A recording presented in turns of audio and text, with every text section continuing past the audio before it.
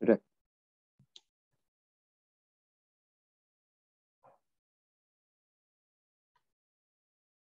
Baik, Bapak dan teman-teman, selamat pagi. Di sini saya akan mempresentasikan hasil presentasi saya mengenai e-commerce.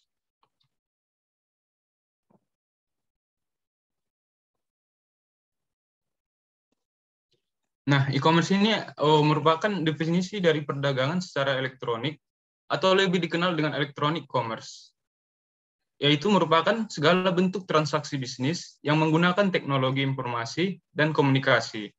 Namun seiring perkembangan waktu, definisi e-commerce menjadi meluas.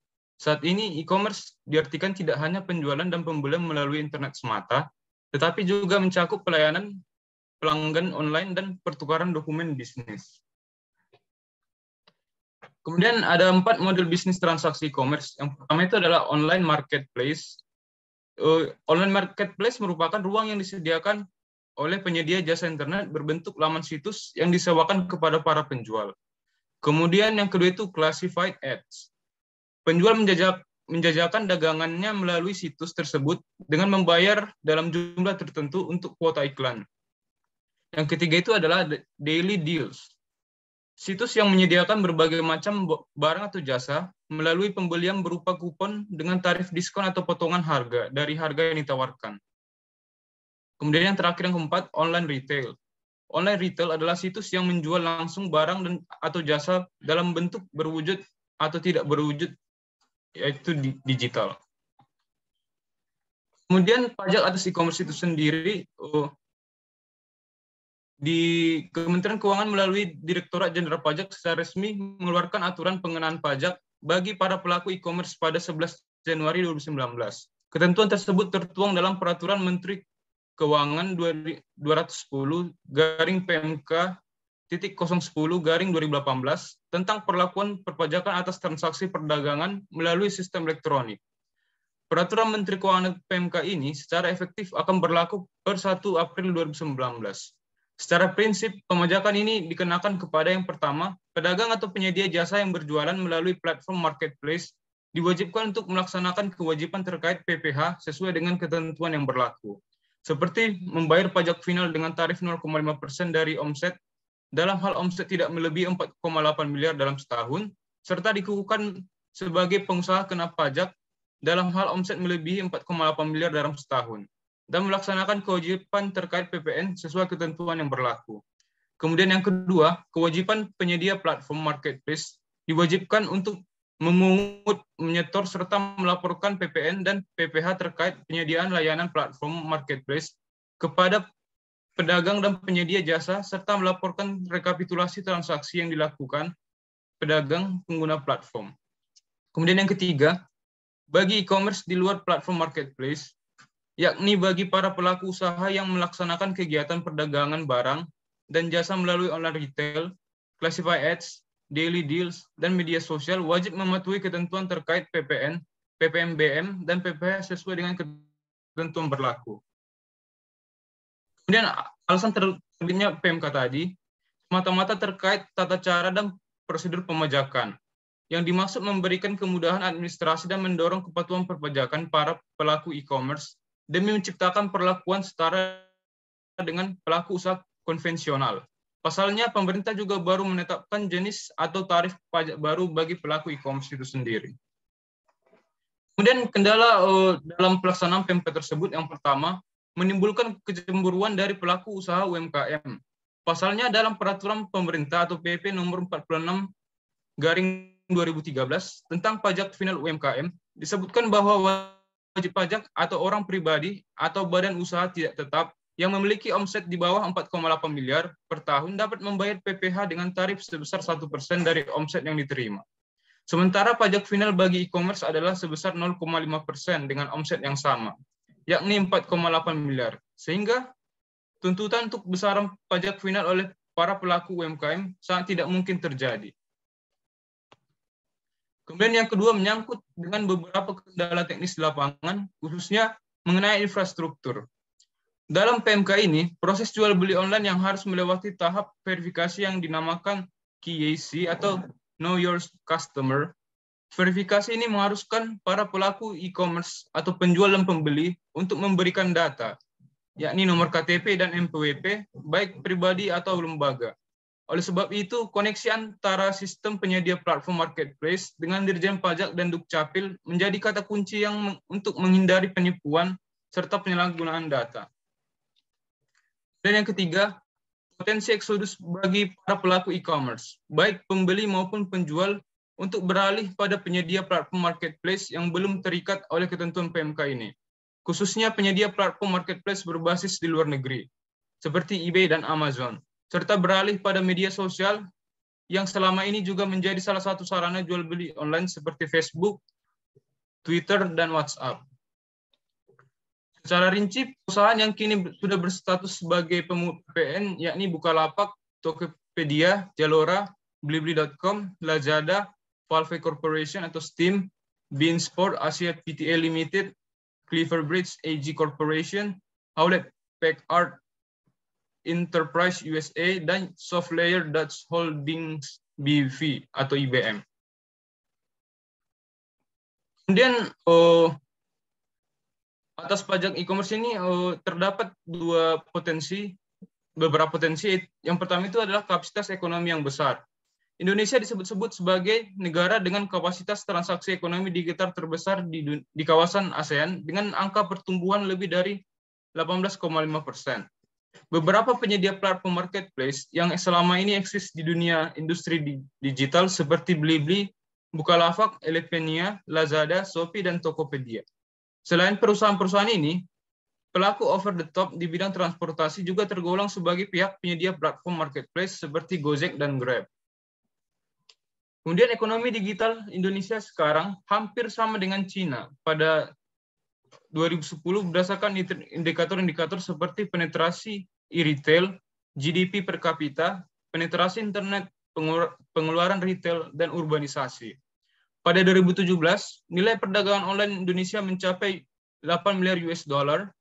Nilai ini meningkat menjadi 55 sampai 65 miliar US dollar pada 2022. Sedangkan penetrasi pengguna internet meningkat dari 74% menjadi 83% pengguna internet pada tahun 2022. Kemudian pada kuartal 1 tahun 2017, investasi industri startup adalah sebesar 40 triliun, mengalahkan industri makanan dan minuman sebesar 37 triliun, serta industri listrik, gas, air sebesar 36 triliun. Investasi industri startup bahkan menyamai rekor sektor pertambangan, yakni sebesar 44 triliun. Kemudian political will dari pemerintah, Kementerian Keuangan memberikan skema insentif pajak berupa tax holiday. Skema yang dirancang ini adalah untuk berupa insentif untuk industri yang bergerak di sektor teknologi informasi atau perusahaan yang memiliki nilai minimal 500 miliar. Para investor akan mendapatkan bentuk relaksasi pajak berupa fasilitas tidak membayar pajak atau PPh dengan pengurangan di kisaran 10-100% dalam jangka waktu 5-15 tahun yang bisa diperpanjang hingga 20 tahun.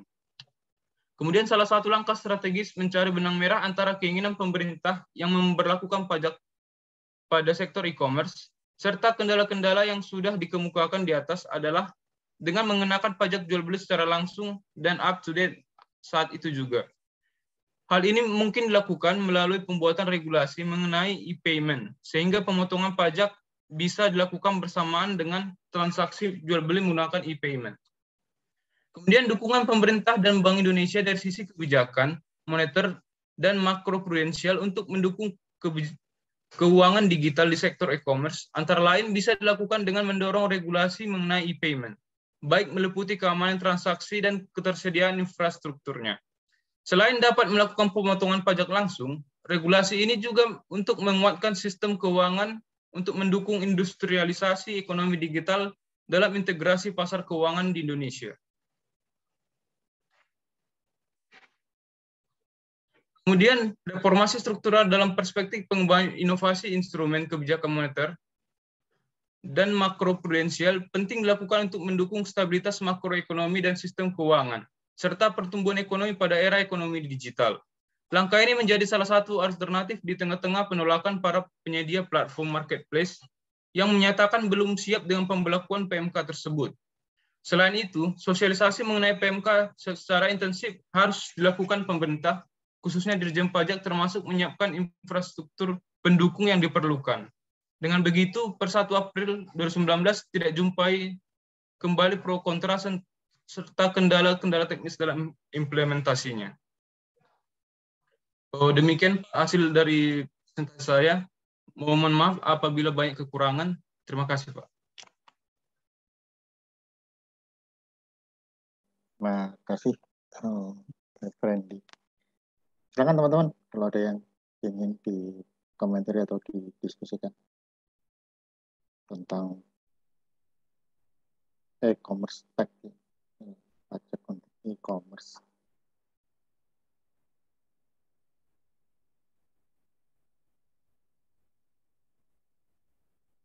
Boleh di ini sebentar, Friendly. Boleh di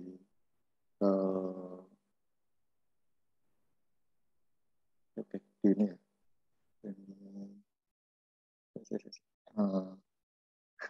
Sorry, dari awal boleh. Next. Ini ya, tadi yang tadi.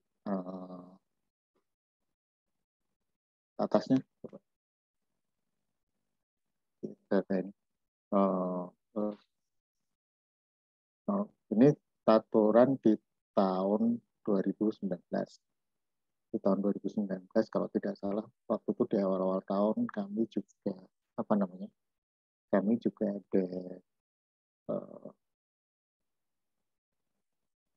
sosialisasi dengan teman-teman DJP terkait dengan kebijakan terkini supaya nanti bisa disampaikan kepada mahasiswa atau kepada yang ikut diklat di kampus. Nah, pada saat itu kan berarti kayaknya mau berlaku terus ingat saya pada 2019 itu kayaknya ditunda beberapa bulan yang terkait dengan pajak e-commerce ini. Yang kedua, lanjut next slide. Terus next ini dari ini. Sekarang yang pajak final untuk usaha menengah mikro kecil dan menengah ini sekarang sudah disamakan karena juga kalau e-commerce kan waktu peraturan ini mau terbit di tahun 2019 itu kan 0,5, sedangkan pajak untuk yang UMKM itu 1% dengan omset di bawah 4,8 miliar ya, 4,8. Dan kemudian akhirnya disamakan bahwa omset untuk pajak untuk UMKM dengan omset di bawah 4,8 itu sekarang sudah 0,5% kalau tidak salah. 0,5% sudah disamakan, jadi enggak. Terus lanjut. Nah ini yang tadi bacanya sebentar, yang di atasnya.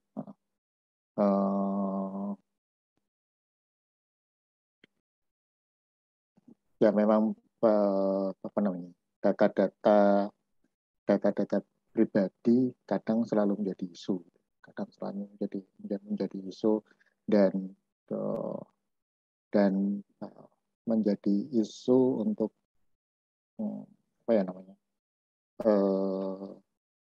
kekhawatiran akan keamanan dari sistem atau policy yang keamanan terkait dengan data pribadi, dan itu memang sudah cukup jadi awareness banget itu data pribadi ini. Saya tidak disalahgunakan lah, tidak disalahgunakan. Memang harus dijagain banget, yang kadang-kadang mungkin jadi di dalam tanda kutip mungkin pertimbangan yang cukup signifikan ketika akan mengambil sebuah kebijakan data NPWP, terus kemudian nomor nomor kependudukan itu ya, nik atau apa itu ya, yang itu yang jadi data cukup krusial. Nah, terus lagi next. Nah ini potensi eksodus bagi pelaku e-commerce ketika ada suatu kebijakan, terus kemudian ada yang sudah bekerja sama gitu ya. Ini memotong pajak berarti nanti mengenakan pajak, kira-kira harga barangnya ditambah gitu kan, ditambah beberapa mungkin akan memilih untuk ya udah tidak masang di situ, masang di tempat yang lain gitu kan. Yaitu natural kan kayak gitu. Oh jangan dong, nah, bisa gitu juga. Ya, natural bahwa ketika ada kebijakan, ada kemungkinan bahwa orang itu akan bereaksi. Orang itu akan bereaksi terhadap suatu kebijakan. Ketika ada satu kebijakan, ada kemungkinan besar bahwa orang itu akan bereaksi terhadap suatu kebijakan. Itu normal. Apakah ya, bisa mungkin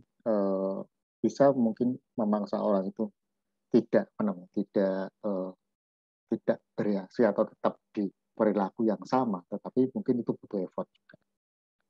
Mungkin itu butuh effort juga. Jadi ketika ada satu kebijakan, contohnya yang ini tadi, boleh ini nanti akan ini sebagai marketplace misalkan sebagai pemotong pajak ya pemotong dan pemungut dan nantinya menyetorkan misalkan kayak gitu ada Pak ininya nyetornya gitu, maka di situ akan ada pilihan bagi orang yang berjualan di sana ada pajaknya apa enggak, di sana kena barang saya nanti dengan yang di tempat marketplace lain yang tidak ada pajaknya dan tidak mungkin belum ikut bekerja sama, tidak ada pajaknya itu bersaing apa enggak,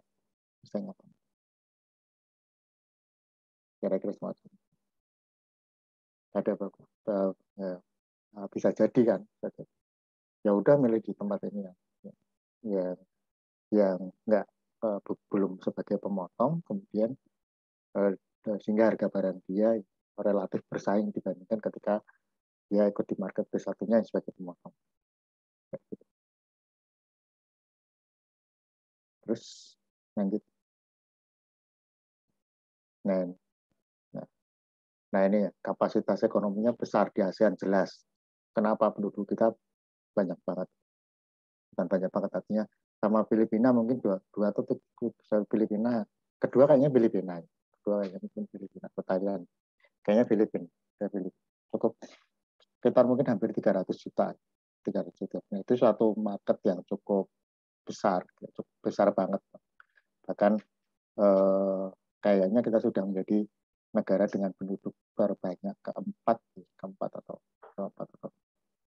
Cina, India, mungkin Rusia, Amerika, Brasil, sama Indonesia lah kira-kira kayak gitu. Nah itu market yang cukup besar banget, cukup besar banget. Walaupun kalau dibandingkan dengan Cina dengan penduduknya 1 miliar itu 3 kali lipatnya, ya selisihnya lumayan ya, selisihnya signifikan banget. Tapi market di Indonesia yang cukup besar, dan kalaupun nanti ditambah lagi mungkin dengan banyak anak muda yang mungkin lebih cenderung lebih gampang mengoperasikan teknologi dan sebagainya, itu sebuah market yang luar biasa gitu. Market yang baik bagi industri yang mungkin e-commerce cukup luar biasa. Ini mungkin beda sedikit. Saya tuh nggak nyangka kalau demam, karena saya belum dengar demam K-pop itu luar biasa. Artinya gini, saya tuh nggak mikir kalau kadang-kadang anak sekolah itu bersedia menabung untuk nonton konser itu. Saya benar lihat nggak sampai nggak tahu mungkin zamannya beda. Saya nggak kepikiran banget. Anak sekolah itu menabung untuk nonton konser, luar biasa. Menurut saya, bagi saya itu suatu yang ya luar biasa. Mungkin bagi teman-teman adalah ketika ketika punya suatu keinginan atau kebutuhan, maka mungkin akan mengupayakan kira-kira bagaimana supaya itu bisa dan itu effortnya yang saya pikir mungkin nggak tahu dibandingkan saya atau dibandingkan dengan orang-orang di zaman saya beda banget. Nah, kalau saya melihatnya itu sebuah market yang kayaknya ya potensial banget, potensial banget dan ketika itu transaksinya mungkin semakin banyak, ya mungkin dibandingkan dengan transaksi komersial kan mungkin akan jadi beda gitu ya. Ini transaksi konvensional dikasih pajak misalkan kayak gitu. Ya ini yang e-commerce kok enggak. Tetapi kadang-kadang itu akan secara administrasi mungkin tidak memungkinkan. Secara administrasi itu tidak memungkinkan karena peraturan atau pemungutan. Tapi pasarnya cukup potensial dan itu ya potensinya untuk penerimaan negara harusnya ada ketika how dan pertimbangan apa yang diperlukan ketika mengenakan pajak kepada yang transaksi e-commerce ini memang harus diperhatikan.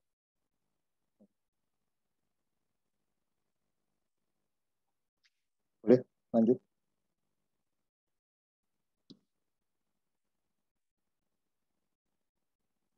Nah, kadang-kadang ya, tapi mungkin tidak. Tapi gini, pengalaman terkait dengan pendesentralisasi Undang-Undang Pajak Bumi dan Bangunan itu dari 2003. 2003 tetap di pusat, 2011 kayaknya di-push banget gitu ya. 2011 di-push banget supaya daerah itu juga memungut PBB dan BPHTB kalau saya tidak keliru. Pajak bangunan dan biaya pengalihan hak atas tanah dan bangunan. Itu di-push banget itu. Di-push banget. Pemerintah pusat sudah memutuskan untuk tidak mengenakan itu lagi. Itu beberapa daerah juga tidak memungut. Mungkin Tangerang Selatan termasuk gitu. Waktu dulu saya beli rumah di Januari 2011 itu, ini ada bonus BPHTB. Kadang-kadang saya pikir ini bonus pemerintah daerahnya aja nggak mungut, bonus gimana? Kira-kira yang maksud saya dengan ini adalah jangan nih tes holiday-nya itu karena nggak siap gitu, nggak siap untuk mungut gitu. Jadi nggak siap untuk mungut, terus tes holiday gitu ya wis tax holiday aja, tax holiday walaupun mungkin kemasannya beda ya, kemasan kata-kata sosialisasi dan sebagainya, tapi bisa jadi kayak gitu. Saya ingat banget yang begitu ketika nggak cukup, mungkin juga mungkin pilihannya juga pas juga ya ketika tidak cukup administrasi mungkin daripada menimbulkan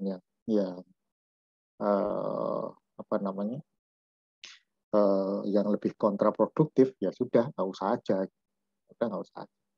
mungkin ya saya.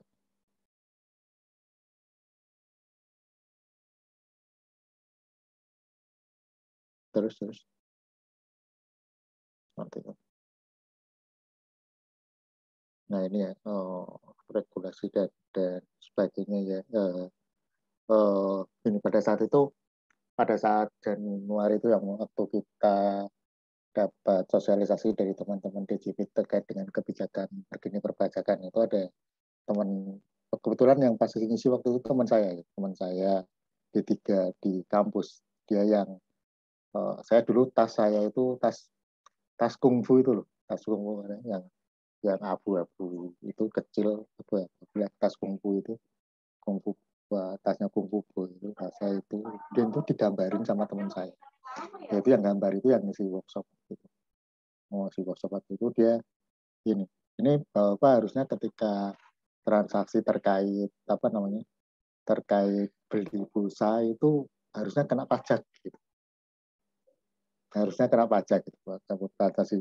Beli pulsa itu harusnya kena, tapi saya lupa kenapa pengenanya kayak gimana, saya lupa. pasti harusnya apa bapak-bapak sudah apa namanya sudah melaksanakan atau apa terus saya karena teman saya juga nyeletuk saya juga emang jenengan sudah gitu dia ketawa doang jangan gitulah gitu. Emang jenengan sudah kadang-kadang ya itu apa namanya infrastruktur dan mungkin ketika apa namanya ketika beberapa yang perlu di apa juga mungkin dipilih dengan teman-teman juga tidak hanya di pajak di Kementerian Keuangan terkait dengan beberapa transaksi yang mestinya kena pajak harusnya juga kita atau teman-teman di Kementerian Keuangan juga yang memulainya. Nah, lanjut.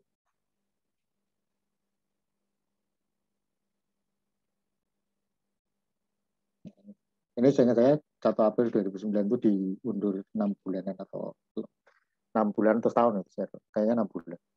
Jadi berlaku kalau nggak salah Oktober 2019 atau lebih nggak apa saya. Ya, atau masih belum sampai dengan sekarang nggak. Kayaknya sih sudah. Ingat saya di apa namanya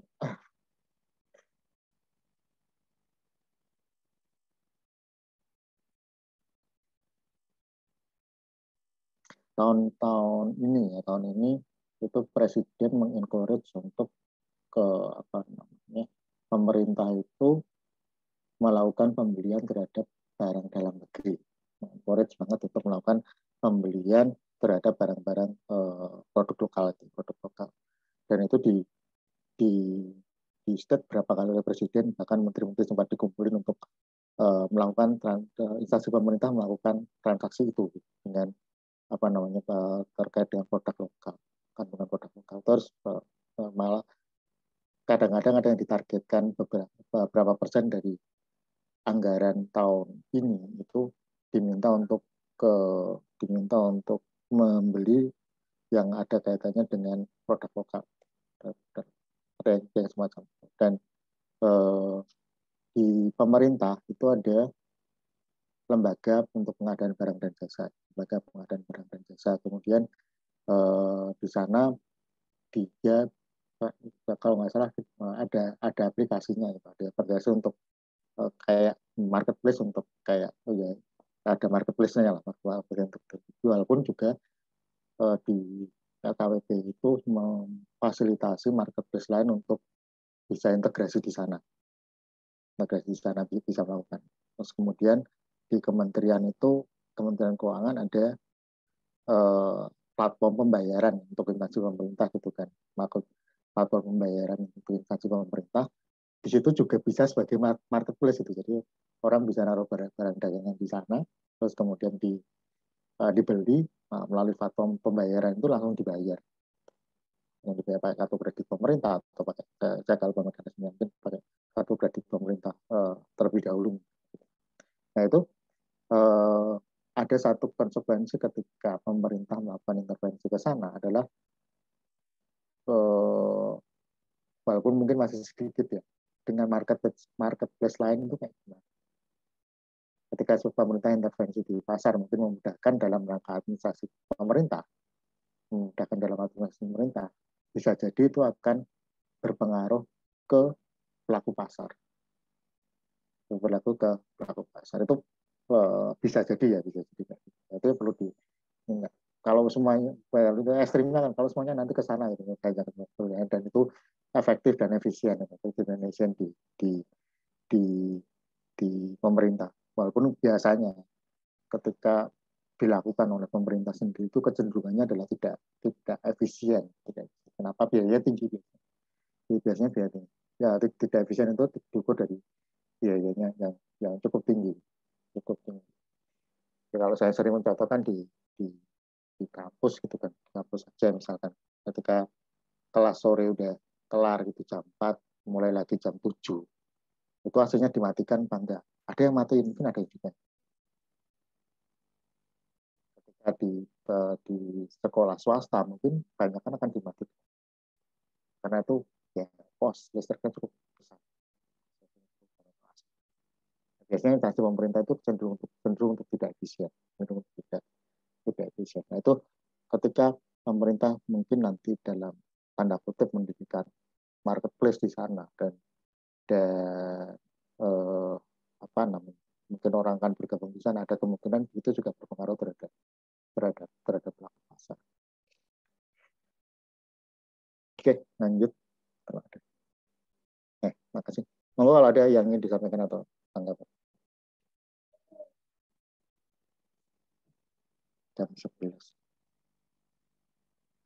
Nanti mungkin aku sampai 12:30. Kalau enggak, silakan Vincent. Di stop share ya, Pak. Yep. Monggo kalau ada. Izin share screen, Pak. Ya.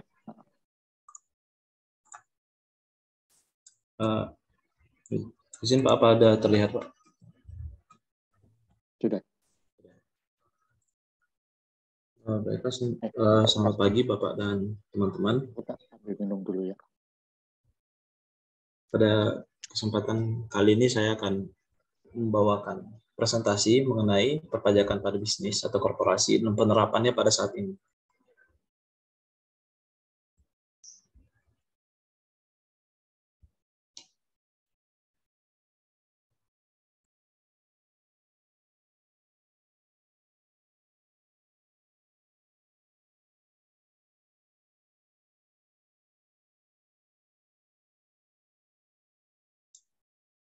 Lanjut, Mas Vincent. Oke. Dilanjut ya, mengumpulkannya dulu. Baiklah, kalau bisa dilanjut. Kalau mau nunggu nggak apa-apa, bebas. Tunggu aja ya.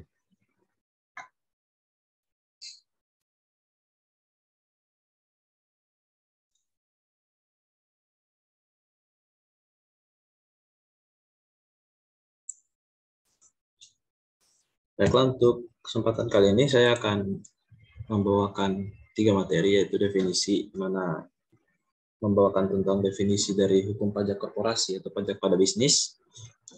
Yang kedua itu penerapannya pada saat ini di Indonesia. Dan 3, dampak dari penerapan pajak korporasi di Indonesia pada saat ini. Yang pertama kita mulai dari definisi, yaitu definisi dan dasar hukum dari pajak korporasi atau pajak pada bisnis. Sebelum kita menuju ke definisi pajak itu sendiri, kita perlu mengetahui apa itu korporasi. Korporasi atau business organization secara umum adalah suatu organisasi di mana sumber daya atau input seperti bahan baku dan tenaga kerja atau labor diproses untuk menghasilkan barang dan jasa output bagi pelanggan. Tujuan dari perusahaan atau korporasi yaitu menciptakan laba atau keuntungan. Korporasi sendiri terdiri dari 2 jenis, yaitu S corporation and C corporation, di mana S corporation yaitu diperlakukan layaknya pendapatan pribadi dan pajaknya terutang melalui pajak penghasilan orang pribadi. Sedangkan C corporation diperlakukan layaknya pendapatan perusahaan dan dapat dikenakan pajak penghasilan orang pribadi lagi saat pendapatan perusahaan didistribusikan pada pemiliknya. Berbicara tentang S corporation dan C corporation, kita berbicara tentang ownership dan control. Mayoritas korporasi memisahkan kepemilikannya dari kontrol perusahaan, yang dimana terdiri pada perusahaan tersebut biasanya memiliki manajer dan shareholders. Nah, dengan kepemilikan yang terpisah dari kontrol perusahaan ini biasanya menimbulkan agency problem. Agency problem adalah masalah yang timbul akibat adanya benturan kepentingan antara pemegang saham dan manajemen. Kita misalkan seperti contohnya, jika manajer merasa bahwa perusahaan membutuhkan jet pribadi untuk melakukan perjalanan bisnis. Namun para pemegang saham atau yang memiliki perusahaan tersebut beranggapan bahwa jet pribadi itu belum terlalu dibutuhkan, namun masih bisa menggunakan commercial flight. Nah, bisa saja manajer yang memegang akuntansi perusahaan tersebut bisa saja menunjukkan bahwa jet pribadi itu lebih murah dibandingkan dengan commercial flight dengan cara membandingkan dengan commercial flight yang mahal. Hal itu yang bisa menimbulkan agency problem, yaitu perbedaan kepentingan antara pemegang saham dan manajemennya. Nah, kita kembali ke topik, yaitu pajak korporasi. Pajak korporasi adalah merupakan pajak yang wajib untuk dibayarkan oleh suatu perusahaan atau organisasi setelah dikurangkan oleh perolehan laba yang nantinya akan menghasilkan penerimaan atas laba bersih itu sendiri. Dasar hukum pajak korporasi di Indonesia itu ada 3, yaitu UU nomor 7 tahun 1983 yang membahas tentang pajak penghasilan, UU nomor 36 tahun 2008 yang membahas tentang pajak penghasilan juga, dan UU nomor 23 tahun 2018 yaitu membahas tentang pajak penghasilan atas penghasilan dari usaha yang diterima atau diperoleh wajib pajak yang memiliki peredaran bruto tertentu. Kenapa korporasi atau bisnis dikenakan pajak? Kita ada 2 alasan, yaitu pure profit pertama. Mirles tahun 1971 berpendapat bahwa cara ini merupakan cara yang lebih baik daripada memajaki faktor-faktor produksi secara langsung. Dan yang kedua yaitu return earning, yaitu di mana jika pendapatan korporasi tidak dipajaki, maka pemegang sahamnya akan menghindari pembayaran pajak dengan membiarkan uangnya tetap berada di perusahaan. Nah, sekarang kita ke topik kedua, yaitu penerapannya pajak korporasi di Indonesia. Dalam penerapannya di Indonesia, terkait dengan perkembangan perekonomian di Indonesia, otoritas pajak sudah melakukan penurunan tarif pajak penghasilan badan atau korporasi ini sejak April 2020. Selain itu, sejumlah penurunan atau insentif yang diberikan dan diberlakukan baik untuk wajib pajak badan umum ataupun wajib pajak badan ini pun juga berlaku untuk mereka yang memperdagangkan sahamnya di Bursa Efek Indonesia atau BEI. Penghitungan angsuran pajak penghasilan wajib pajak badan ini mengalami adanya penyesuaian setelah pemerintah menurunkan tarif pajak penghasilan badan sesuai dengan apa yang tercantum dalam peraturan pemerintah pengganti pada Undang-Undang Nomor 1 Tahun 2020 yang membahas tentang kebijakan keuangan negara dan stabilitas sistem keuangan untuk penanganan pandemi COVID-19. Dengan adanya kebijakan tersebut, Direktorat Jenderal Pajak juga mengeluarkan beberapa ketentuan baru bagi para badan usaha atas penerapan pajak korporasi di Indonesia. Pertama adalah pengurangan tarif dari 25% menjadi 22% bagi wajib pajak badan usaha umum, selain yang diperdagangkan di Bursa Saham Indonesia. Sementara bagi perusahaan yang diperdagangkan di Bursa Efek Indonesia dan telah memenuhi syarat pengurangan tarif pajak mendapatkan potongan sebesar 1% menjadi 19% yang sebelumnya sebesar 20%. Sekarang menuju ke dampak. Apa dampak dari penerapan pajak korporasi yang kita bahas sebelumnya? Dampak yang berlaku dari pajak korporasi yang berlaku pada saat ini yaitu 3, berlaku pada berefek pada kas negara, efek pada beban pajak penghasilan, dan efek pada laporan keuangan laba rugi. 1 yaitu kas negara. Berdasarkan Undang-Undang Nomor 36 Tahun 2008, tarif pajak penghasilan badan yang berlaku yaitu 25%. Kemudian karena terjadi COVID-19, pemerintah merespon untuk menjaga stabilitas penerimaan negara dari sisi pajak sehingga mengeluarkan perubahan aturan yang ditetapkan dalam Undang-Undang Nomor 2 Tahun 2020. Tarif pajak penghasilan badan yang berlaku yaitu 22%, yang berlaku pada tahun 2020 dan tahun pajak 2021. Penurunan tarif ini dapat mempengaruhi pajak ini atau pajak yang disetorkan ke kas negara. Kedua yaitu beban pajak penghasilan. Penurunan tarif pajak penghasilan badan memiliki pengaruh terhadap penurunan total beban pajak penghasilan.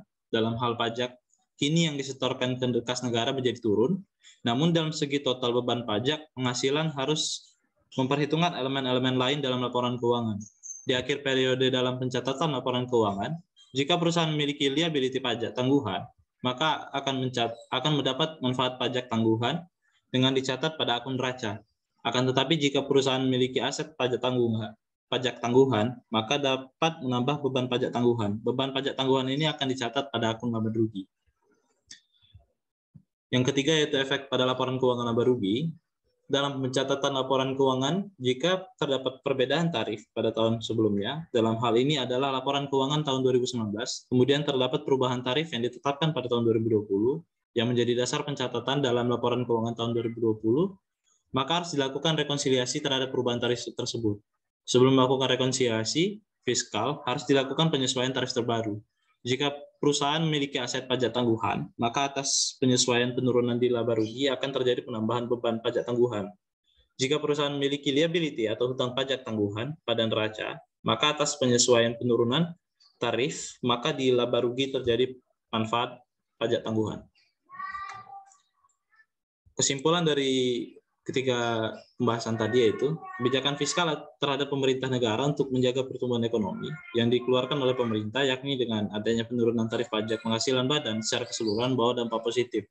Di antaranya yaitu penurunan pajak kini yang disetorkan ke kas negara sehingga perusahaan dapat meminimalisir biaya yang dikeluarkan dalam rangka memenuhi kewajiban penyetoran pajak kepada negara. Kedua yaitu perusahaan yang memiliki liability pajak tangguhan akan mendapat manfaat pajak tangguhan dengan dicatat pada akun neraca, maka total beban pajak penghasilan mengalami penurunan. Dan yang ketiga itu dalam pencatatan laporan laba rugi, jika perusahaan memiliki aset pajak tangguhan, maka menambah beban pajak tangguhan.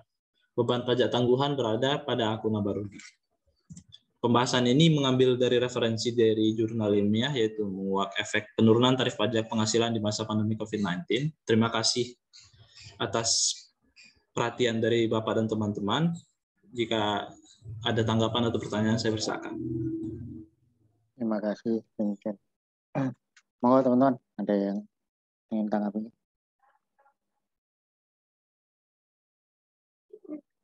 Boleh, ini kan dari awal mungkin ya. Beberapa.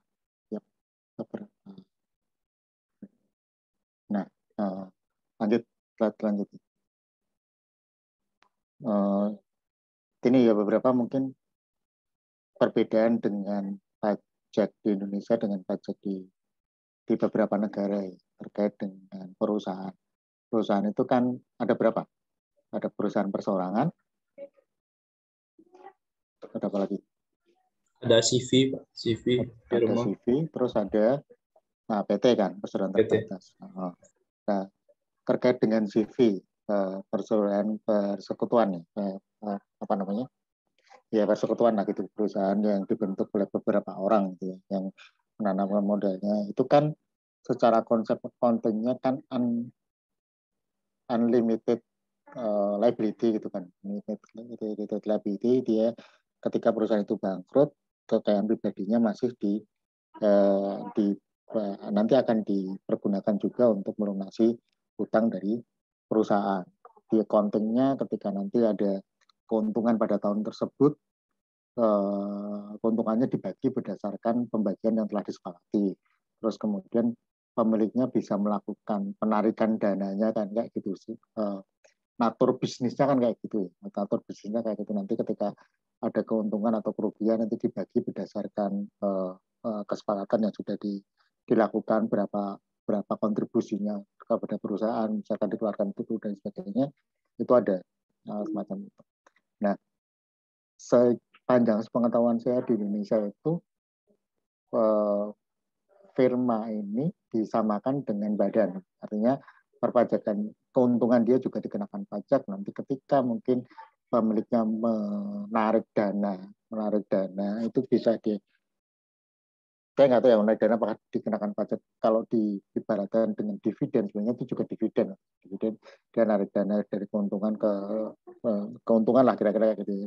Mungkin memang bagian dari porsi keuntungannya bisa dikenakan pajak lah kira-kira kayak gitu. Naturnya, tapi saya pasnya kayak apa nggak. Tapi banyak pengetahuan saya akan dilakukan sama dengan PT. Di beberapa negara tidak. Jadi persekutuan ini tidak dikenakan pajak. Nanti ketika ada pembagian keuntungan, maka keuntungan ini juga akan disatukan dengan penghasilan dari orang itu di tempat lain, disatukan, mungkin baru dikenakan.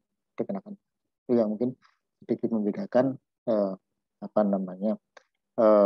porsi dari pembebanan pajak untuk perusahaan persekutuan ya di Indonesia dengan di beberapa negara. Mungkin nanti cukup itu nggak tahu berkontribusi juga terhadap apa yang perbedaan yang cukup kentara antara pajak penghasilan orang pribadi dengan badan di Indonesia dengan beberapa negara. Itu yang pertama. Nih, bisa. Terus lagi, terus lanjut. Boleh, maaf. Nah, agency problem. tadi ya seperti dicontohkan, ini juga yang memunculkan bahwa pemegang saham di beberapa perusahaan akan meng-hire kantor akuntan publik untuk mengaudit perusahaannya gitu. Untuk mengaudit perusahaannya. Walaupun di sana mungkin juga ada komite auditnya, dia juga meng-hire mungkin kantor akuntan publik untuk mengaudit atau memastikan bahwa manajer itu benar-benar atau masih dalam koridor untuk kepentingan pemegang saham. Tadi dari kepentingan pemegang saham. Salah satu contohnya kepentingan pemegang saham berarti kenaikan nilai perusahaan gitu kan, cuman kadang-kadang untuk meraih bonus yang cukup, dia mesti melakukan apa ya? Kadang-kadang itu mungkin bertentangan dengan kepentingan pemegang saham untuk menaikkan nilai perusahaan, sehingga perlu direview oleh auditor independen. Nah, kira-kira semacam terkait dengan pajak itu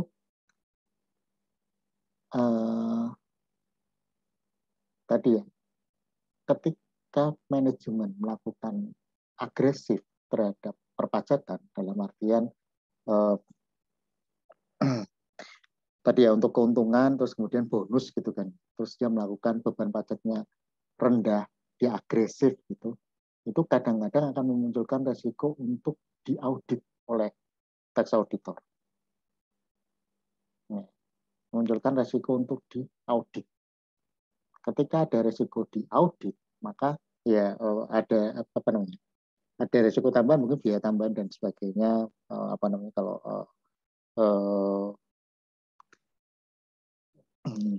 ada berarti resiko untuk biaya tambahan dan sebagainya gitu, biaya dalam artian harus memberikan waktu untuk memberikan data kepada auditor dan sebagainya, itu kan ya tax time, dan waktu itu juga bisa dikalkulasi dengan uang kan, berarti dia resources-nya tersita di sana. Itu cukup membuat pemegang saham itu ketar-ketir juga. Kalau misalkan ternyata beberapa mungkin tidak comply, terus diminta untuk membayar pajak yang cukup besar gitu ya, cukup signifikan yang mengganggu operasi perusahaan misalkan kayak gitu. Dan itu terkait dengan pajak, agensi problemnya kira-kira di sana. Bahwa ketika manajemen itu agresif terhadap tax, ada resiko untuk di probability untuk diaudit itu lebih besar. Dan itu mungkin tidak disukai oleh pemegang saham. Lanjut.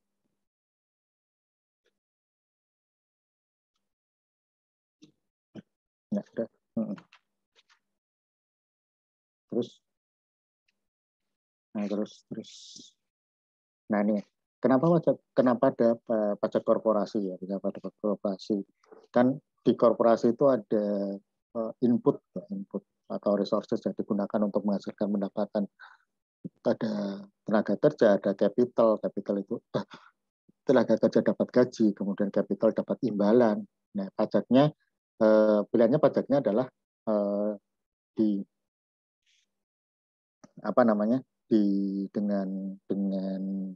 dengan mau dilangsungkan itu atau di perusahaan saja. Nah, pure profit ini ketika imbalan kepada capital dan tenaga kerja sudah diberikan, kan kadang-kadang masih ada sisanya tuh. Walaupun di buku harusnya melihat dari sisi bukan accounting profit ya, tapi economic profit. Tapi menghitung economic profit itu tidak mudah juga. Tidak mudah, contohnya pengen mendirikan usaha, pilihannya adalah modal sendiri berhutang. Berhutang berarti ada bunga, nanti dikurangi dengan bunga itu beban bunga bisa dikurangi pajak. Dengan modal sendiri tidak kayak gitu. Nah, seharusnya kalau apapun pilihannya, secara ekonomi itu sama saja. kalau saya pun saya tidak berhutang, uang sebenarnya kalaupun berhutang itu uang itu bisa digunakan untuk investasi dengan return yang sama. Jadi pilihan antara berhutang atau tidak itu sebenarnya sama saja, indifferent. Nah ini profitnya itu sebenarnya kayak gitu, tapi ya, susah. Tapi susah. Ini pure profit kira-kira kayak gitu. Imbalannya sudah kepada resources itu sudah diberikan, kepada tenaga kerja sudah dapat gajinya, terus kemudian modal udah dapat udah dapat imbalannya. Nah ini sisanya. Terus yang kedua, kalau tidak dikenakan pajak korporasinya, bisa jadi kalau korporasi untung itu pemiliknya nggak ngambil, ya udah ditahan aja di perusahaan, return earning sebagai return earning, gitu kan, sehingga tidak terkena. Ini alasan kenapa dilakukan pemajakan terhadap korporasi, walaupun di slide yang kemarin ada di LMS itu bahwa memang ketika memajaki terhadap korporasi ini nggak tahu berdasarkan bukunya atau ada catatannya bahwa itu lebih untuk ekonomi lebih harmful, lebih berdampak secara ekonomi. Lanjut.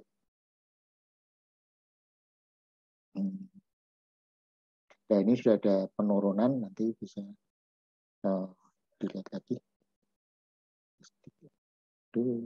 Kayaknya sudah. Oh, ada yang didiskusikan. Tim?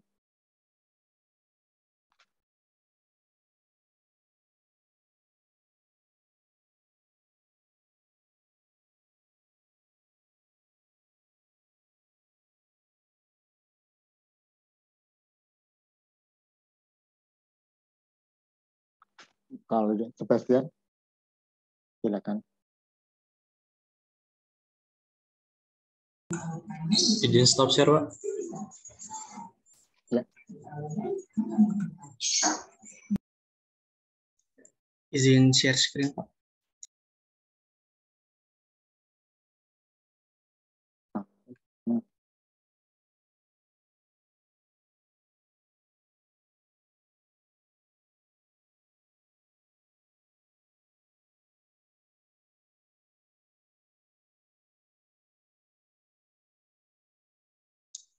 Apakah sudah terlihat, Pak? Sudah. Selamat siang, Bapak dan teman-teman. Nah, pada kesempatan kali ini, saya berkesempatan untuk mempresentasikan presentasi saya yang berjudul Bisnis dan Pajak.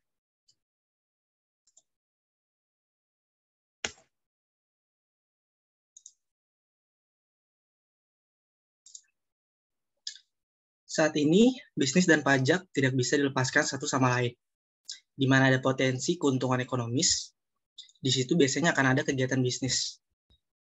Dimanapun ada kegiatan bisnis, di situ ada pajak yang mewakili kepentingan negara.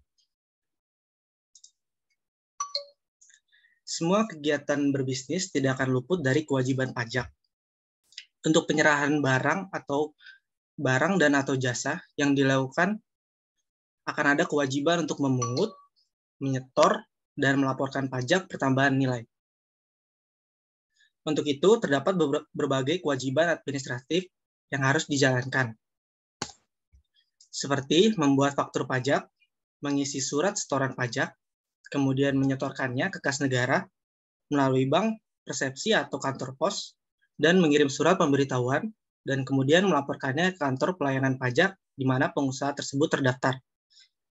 Bila dalam menjalankan bisnisnya diperoleh keuntungan, maka yang bersangkutan harus membayar pajak penghasilan. Belum lagi kewajiban memotong atau memungut PPh atas penghasilan pihak lain melalui mekanisme withholding tax. Kedudukan pajak yang sangat strategis dalam bisnis. Kedudukan pajak yang sangat strategis dalam bisnis memiliki arti pajak bisa mempengaruhi kelangsungan bisnis seseorang. Banyak contoh kasus di lapangan yang sudah terjadi. Ada perusahaan yang terpaksa ditutup. Sorry. Ya, Pak? Masih slide pertama atau? Udah slide keempat, Pak. Sudah slide keempat ya. Coba.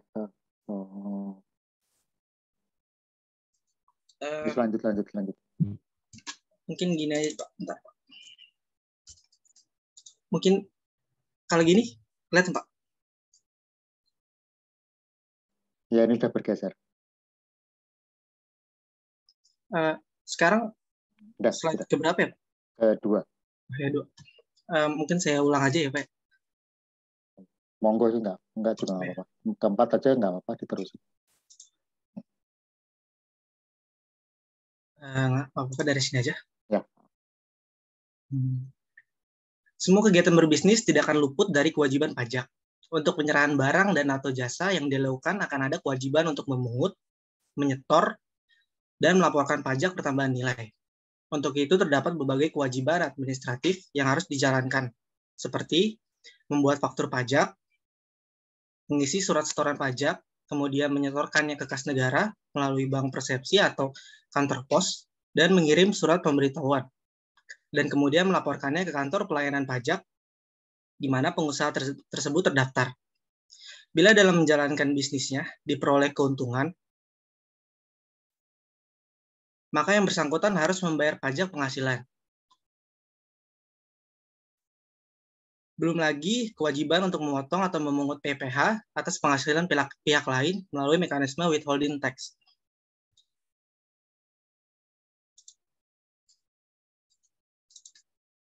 Kedudukan pajak yang sangat strategis dalam bisnis.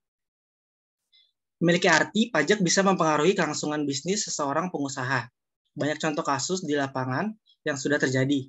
Ada perusahaan yang terpaksa ditutup hanya karena persoalan pajak, terlepas mana yang salah, pengusahanya atau sistem perpajakannya. Pengusaha harus sadar betul akan hal ini. Oleh karena itu, sebelum menentukan kebijakan bisnisnya, pengusaha harus mengintegrasikan peraturan perpajakan di dalamnya. Setiap keputusan bisnis biasanya akan menimbulkan adanya transaksi. Setiap transaksi akan melibatkan aliran dana atau uang, dan setiap aliran dana dalam bisnis sangat mungkin akan terekspos pajak. Dalam hal ini, di benak perusahaan harus selalu waspada pajak, bisa dampak PPh, PPN, maupun jenis pajak yang lain. Di samping itu, dalam melihat keuntungan, pengusaha harus berorientasi pada net income after tax. Jangan sekedar keuntungan, tetapi harus keuntungan yang sudah memasukkan biaya pajak dalam perhitungannya. Kesadaran nilai yang dibutuhkan bagi seorang pengusaha akan peranan dan pentingnya pajak dalam bisnis. Pengusaha harus memperhatikan, mempersiapkan, serta mengantisipasi segala kemungkinan yang akan terjadi berkaitan dengan pajak. Dan bila perlu, dapat melakukan perbaikan atau pembetulan untuk mencegah kerugian yang lebih besar. Dengan cara berpikir seperti ini, pengusaha akan bisa memprediksi segala kemungkinan yang akan terjadi di masa yang akan datang. Demikian Pak presentasi dari saya, kurang lebihnya mohon maaf. Nah, terus Bastian, boleh di awal kita bisnis pajak gitu ya. Terus nanti mungkin sekalian di sama slide. Monggo ada teman-teman ada yang disampaikan. Tadi pajak e-commerce gitu, pajak e-commerce. Sampean kalau tadi yaitu pertama gitu ya, pertama waktu saya ikut workshop untuk kebijakan terkini itu ya pernah tanya ya teman-teman. Ya pengajarnya bilang ini harusnya kena pajak untuk penjualan pulsa dan sebagainya.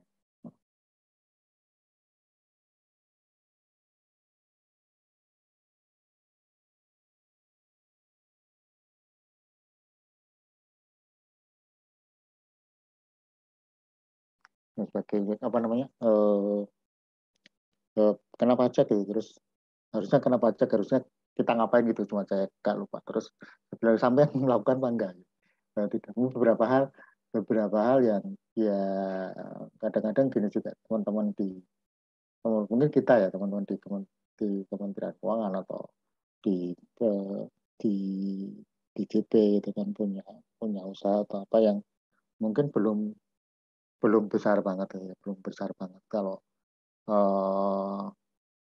bayangan saya sih ya, saya tidak bisnis ya, tidak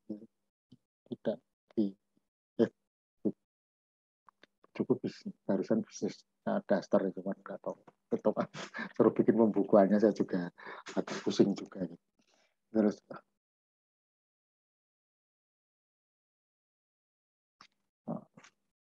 bentar.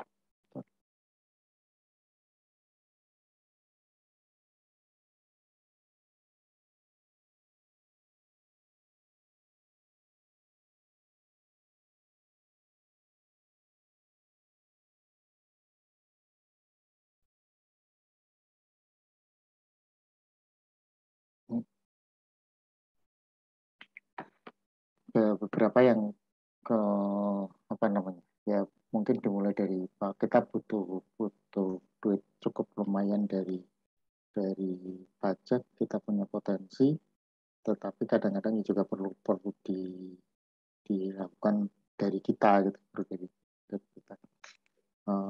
Mungkin tak lanjut pakai slide-nya Pak KP ya. Makasih Sebastian. Mengawal ada teman-teman yang ingin ini Pak kalian boleh stop share?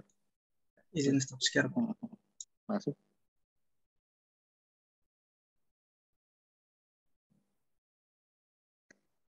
Sebentar. Izin Pak. Apa? Boleh. Iransi? Saya Iransi juga belum presentasi Pak. Oh. Iya. Kok boleh deh. Enggak, silakan. Iya. Izin untuk share screen ya Pak. Ya.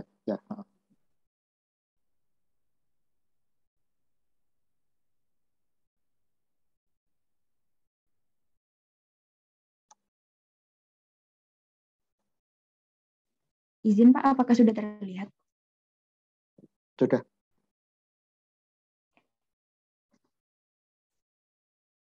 Baik Bapak dan teman-teman, di sini terima kasih atas kesempatan yang diberikan. Di sini saya akan memaparkan materi tentang perlakuan perpajakan terhadap pendapatan perusahaan internasional.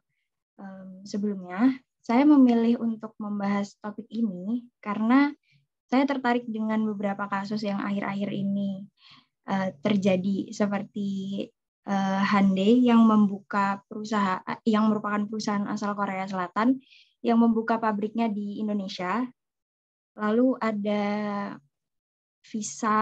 pemberlakuan visa digital nomad yang masih digodok di Kementerian Pariwisata, di mana dalam visa ini terdapat fasilitas tambahan yakni tax free atau bebas aturan perpajakan. Selanjutnya pemaparan saya hari ini terbagi atas yang pertama adalah konsep, yang kedua tax treaty atau P3B, lalu ada kasus. Yang pertama, berikut merupakan dimensi pengenaan pajak internasional. Jadi bisa dilihat dari gambar ini, dimensi pengenaan ini dapat dilihat dari sumber penghasilan dan subjek pajak. Untuk subjek pajak dalam negeri dengan sumber penghasilan dalam negeri, maka aturan yang berlaku adalah hukum domestik, sedangkan sumber pajak luar negeri dengan sumber penghasilan dalam negeri yang berlaku adalah perpajakan internasional. Sedangkan pada subjek pajak luar negeri dengan sumber penghasilan luar negeri yang berlaku adalah aturan ekstrateritorial. Lalu terdapat tax treaty atau P3B. Berdasarkan pasal 1 angka 2 PMK nomor 49/PMK 03/2019, persetujuan penghindaran pajak berganda atau yang selanjutnya disebut P3B adalah perjanjian antara pemerintah Indonesia dengan pemerintah negara mitra atau yurisdiksi mitra untuk mencegah terjadinya pengenaan pajak berganda dan pengelolaan pajak. P3B ini digunakan untuk menentukan alokasi dari hak pemajakan suatu transaksi yang terjadi di antara negara sumber dan negara domisili, di mana negara sumber merupakan negara di mana tempat sumber penghasilan berasal atau negara asal, atau negara tempat di mana perusahaan tersebut beroperasi, Dan negara domisili adalah negara di mana wajib pajak tinggal ataupun menetap. Selanjutnya tujuan adanya P3B. Yang pertama adalah menghindari adanya pajak berganda. Yang kedua memberikan pengurangan tarif pajak di negara sumber atas beberapa bentuk penghasilan tertentu. Yang ketiga merupakan alat bagi kedua negara pihak persetujuan untuk lebih dapat menerapkan aturan domestik. Untuk tujuan nomor 1 dan 2 ini mengacu pada upaya peningkatan hubungan ekonomi dan perdagangan dengan negara lain. Lalu untuk poin ketiga, di mana merupakan alat kedua negara pihak persetujuan, ini mengarah pada pencegahan adanya praktik penghindaran dan pengelolaan pajak. Selanjutnya, dalam P3B ini terdapat sifat yakni Tax Treaty Preset Domestic Law, atau P3B sebagai suatu perangkat hukum yang berlaku khusus dan diutamakan dari ketentuan domestik yang berlaku. Dalam P3B ini juga memiliki sifat lex specialis legi generalis, di mana aturan terkait P3B ini mengalahkan aturan umum yang berlaku, yakni pajak penghasilan PPh. Dalam prosesnya, P3B ini memerlukan prosedur persetujuan bersama atau mutual agreement procedure yang dilakukan oleh DJP atau Dirjen Pajak dan otoritas pajak negara atau juga yuridiksi mitra dari P3B. Sampai saat ini, total negara yang telah menjalin mitra yuridiksi ini kurang lebihnya ada 71 negara. Lalu terdapat 2 model yang jadi acuan di Indonesia, yakni OECD model dan UN model. OECD model ini bertujuan untuk meningkatkan perdagangan antara negara-negara yang menandatangani P3B dengan cara menghilangkan pajak berganda internasional, serta pada model ini hak pemajakan diberikan lebih banyak kepada negara domisili.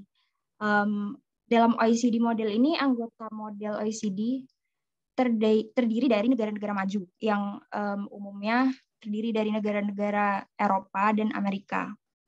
Sedangkan dalam UN model bertujuan untuk meningkatkan investasi asing sebagai sarana untuk pertumbuhan ekonomi dan sosial dari negara-negara berkembang, serta hak pemajakan diberikan kepada negara sumber atau negara yang berpenghasilan.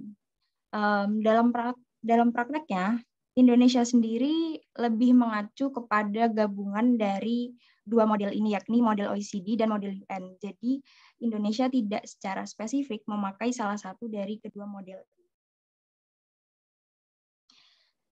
Lalu, kasus pertama yang ingin saya bahas adalah perusahaan otomotif asal Korea Selatan, Hyundai. Jadi, beberapa tahun lalu, Hyundai membuka 2 pabriknya di Indonesia yang berlokasi di Batam dan di Cikarang. Hal ini bertujuan untuk dapat memproduksi produknya secara lokal dan memperluas target pasarnya. Serta Hyundai memiliki fokus pengembangan terhadap mobil listrik serta fokus pasarnya yang ada di Asia Selatan. Dengan rasio penjualan sebesar 47% untuk pasar lokal dan 53% sisanya untuk diekspor di pasar global. Dari kasus ini, Hyundai merupakan perusahaan yang berdomisili di Korea Selatan, namun beroperasi di Indonesia. Jadi berdasarkan P3B antara Indonesia dan Korea Selatan, pajak yang berlaku menurut persetujuan ini diantaranya adalah untuk Indonesia, pajak yang berlaku adalah pajak penghasilan dan sejauh dinyatakan dalam pajak penghasilan tersebut, pajak perseroan, dan pajak atas bunga, dividen, dan royalti. Sedangkan pajak yang berlaku di Korea, yakni pajak penghasilan, pajak perseroan, pajak penduduk yang dikenakan dalam kaitannya dengan pajak atas penghasilan atau pajak atas perseroan.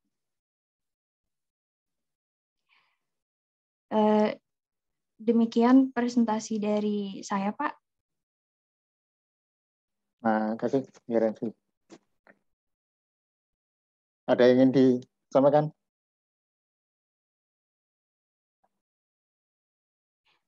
Izin, Pak. Sebenarnya saya ada mau membahas satu kasus lagi tentang rencana pemberlakuan visa digital nomad itu. Tapi itu kan belum Pak, belum diresmikan. Jadi kemarin itu saya cari-cari beritanya, informasinya itu baru sampai tahap akhir, Pak. Jadi belum diresmikan, makanya saya nggak berani buat bahas lagi. Ya nggak apa-apa. Itu kalau yang sepanjang pengetahuanmu hampir sama kalau dulu ya. Kalau dulu pas kita kadang belanja di aku dulu pas jadi mahasiswa di Jepang ya, belanja di tempat Akihabara itu ada duty free atau apa itu sama ya, sama kayaknya ya, atau dia dia apa namanya, kita beli barang dia akan bebas VPN dan sebagainya itu, atau mungkin yang nomad itu bisa lebih fasilitasnya mungkin lebih kali, atau nanti kalau sudah kan di ini ya di mungkin untuk menarik turis atau menarik investor di Indonesia gitu ya. Aku nggak ngerti apa juga ya. Kalau yang berdasarkan yang saya baca, Pak, emang tujuannya itu untuk menarik investor sama pariwisata lokal. Tapi yang bikin saya penasaran itu kenapa kok visanya panjang banget, Pak. Jadi 5 tahun dengan fasilitas tax free. Padahal kan dalam rentang waktu 5 tahun itu bisa gitu, Pak. Ya kadang-kadang gini.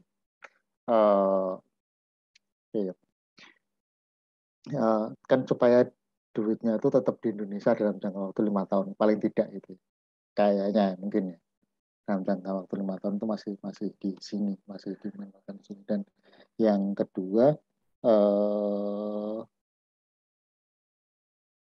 gini, kadang-kadang entah benar atau salah, ketika kita memberikan sebuah fasilitas itu, sebuah fasilitas yang gini, ngomong itu ya, harusnya dikenakan pajak, misalnya itu kan. Tetapi kita mencoba memberikan fasilitas. Terus berapa lama? Gitu. Kadang-kadang pikiranku sendiri ya, ketika diberikan cuma setahun, kok kayaknya nggak ikhlas ngasihnya gitu. Kadang-kadang ya. Kalau cuma diberikan 1 tahun, kok kayaknya nggak ikhlas gitu. Kok kayaknya ngasih fasilitasnya itu apa ya? Ya sekedar ngasih gitu. Nah, ini pemikiran saya aja mungkin ya. Nah, itu mungkin bisa lebih dari setahun, atau kalau mungkin ya sampai dengan 5 tahun dan sebagainya. Kalau mungkin 5 tahun dirasa terlalu panjang gitu, ya kadang-kadang begitu. Mungkin pilihannya terus akhirnya di 5 tahun. Kadang-kadang sih. Kalau 1 tahun aja itu kan bisa dapat duit pajak gitu kan dari yang setelah. Tapi kadang-kadang loh, ini ngasihnya ikhlas atau enggak, tapi mungkin tujuannya adalah supaya investasinya itu tetap di Indonesia, tetap di Indonesia.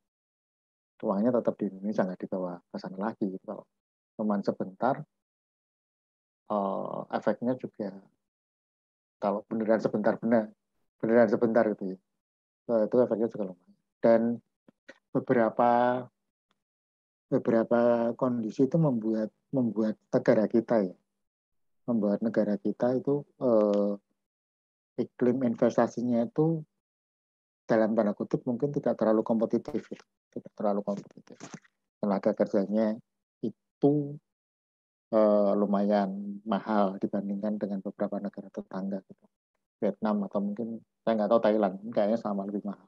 Kalau Filipina kayaknya lebih mahal dari Indonesia.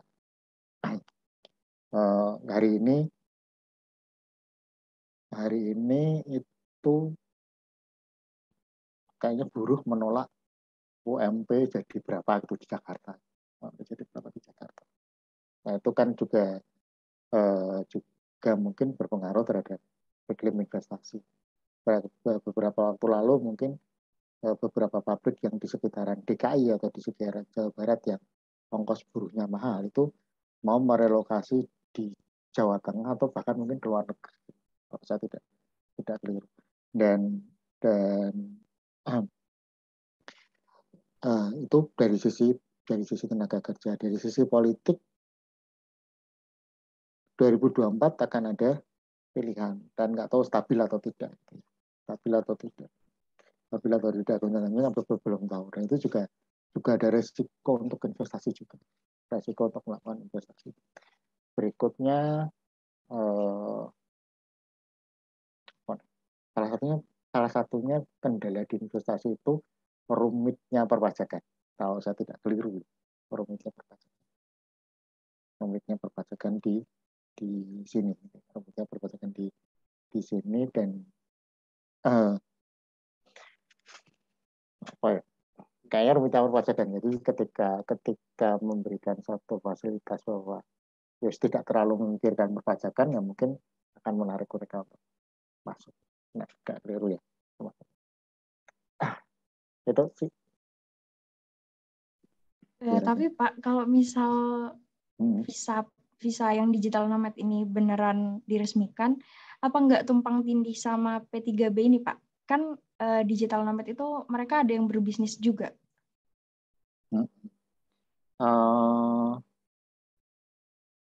Tumpang.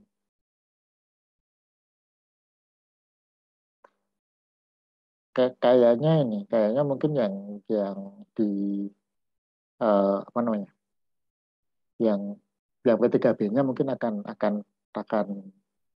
dilewati, keliru, akan dikalahkan kayak kalau nggak salah mungkin akan dikalahkan kalau berbenturan ya, kalau berbenturan. Terus gini, sekali saya satu lagi terkait dengan P3B, judulnya apa? P3B singkatannya.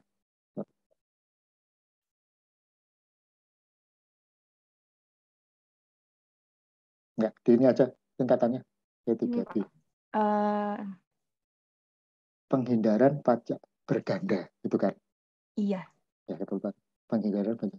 Jadi mindset di beberapa komunitas internal. Saya nggak tahu komunitas internasional atau komunitas yang dibangun oleh negara-negara maju itu, gitu. Kalau mau susun itu ya, bahwa mereka itu mencoba menghindari kalau seseorang atau institusi itu dikenakan pajak 2 kali.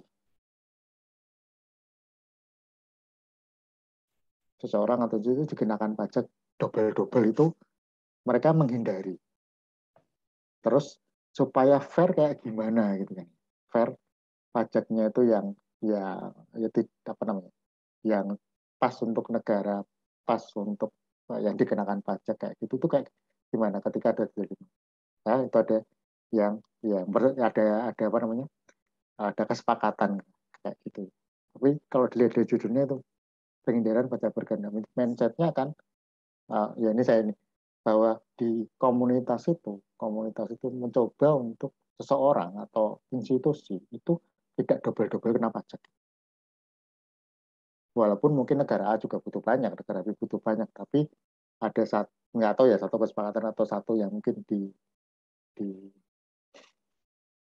untuk supaya nggak kena pajaknya banyak.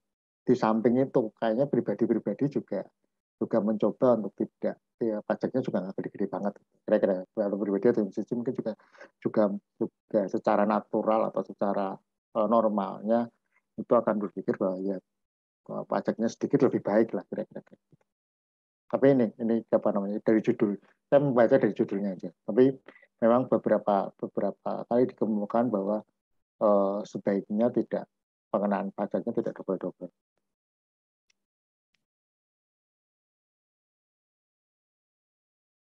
Baik, Pak. Kira-kira jadi mungkin kayak apa namanya, kalau tadi tumpang tindih terus kemudian kok ini lama atau tidak dan sebagainya, kira-kira kemungkinan akan ada dalam tanda kutip mungkin policy atau adjustment kira-kira.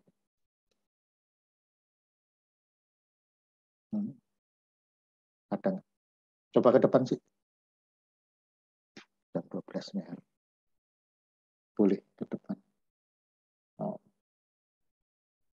slide awal lagi, dari slide awal.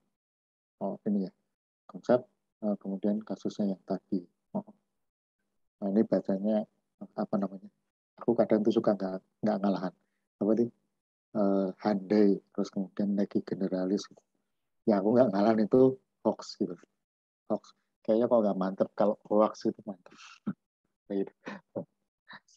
Intermezzo aja. Nah cukup boleh. Monggo teman-teman ada yang ingin diskusi atau terkait.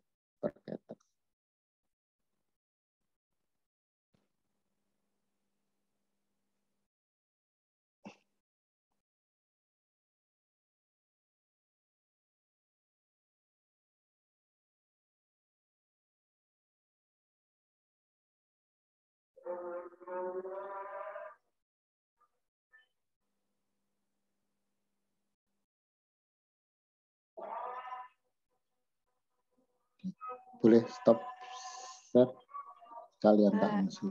Iya Pak, izin izin stop share Pak.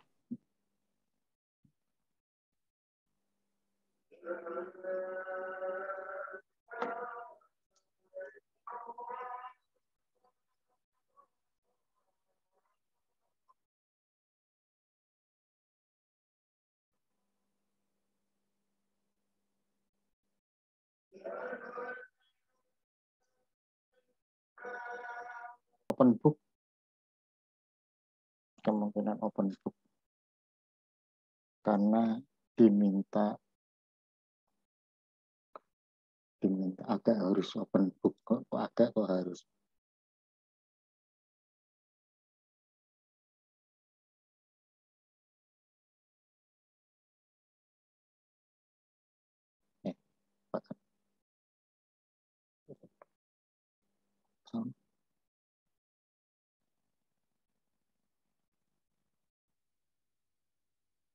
Kosong.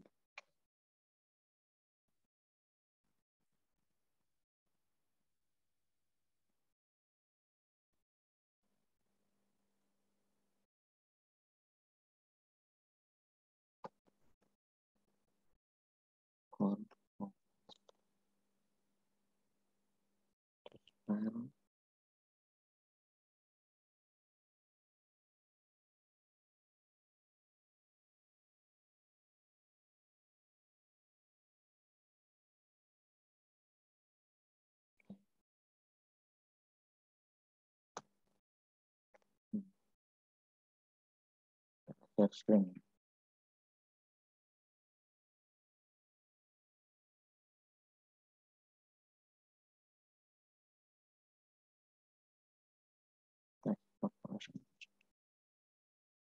Sign-in suratnya Pak KP. Tax Incorporation.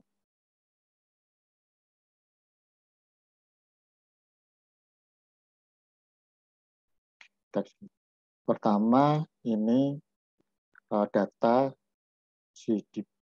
tax ratio penerimaan pajak dibandingkan dengan GDP. Bisa dilihat di situ di Indonesia, walaupun contohnya mungkin masih lebih banyak negara lagi, kira-kira kayak gitu ya.